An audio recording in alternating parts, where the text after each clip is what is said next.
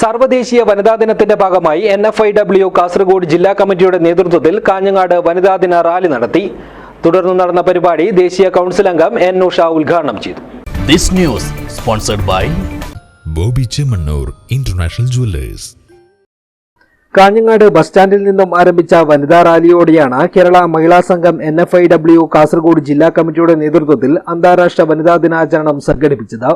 പുതിയ കോട്ടയിൽ അവസാനിച്ച റാലിയെ തുടർന്ന് കാഞ്ഞങ്ങാട് മടിക്കൈ കുഞ്ഞിക്കണ്ണൻ സ്മാരക ഹാളിൽ നടന്ന വനിതാ ദിനാചരണം NFIW ദേശീയ കൗൺസിൽ അംഗം N. ഉഷ ഉദ്ഘാടനം ചെയ്തു.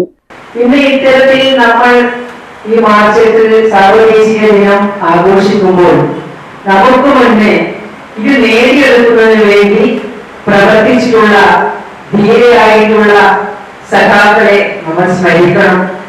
കാരണം നമുക്ക് ഇത്തരത്തിൽ ഒരു വേദിയിൽ വന്നിരിക്കാൻ, ഒന്ന് പുറത്തിറങ്ങാൻ, ഒരു വോട്ടവകാശം ഇതൊന്നും ഇല്ലാത്ത കാലഘട്ടത്തിൽ നമുക്ക് വേണ്ടി പോരാടിയ ഒരുപാട് ധീരയായിട്ടുള്ള വനിതകളുണ്ട്. എന്നാൽ ഇവരെയൊക്കെ ചരിത്രങ്ങൾ പരിശോധിക്കുമ്പോൾ ചരിത്രത്തിലേക്കൊന്നും എഴുതപ്പെട്ടിട്ടില്ല. ജില്ലാ പ്രസിഡന്റ് രേണുക ഭാസ്കരൻ അധ്യക്ഷയായി.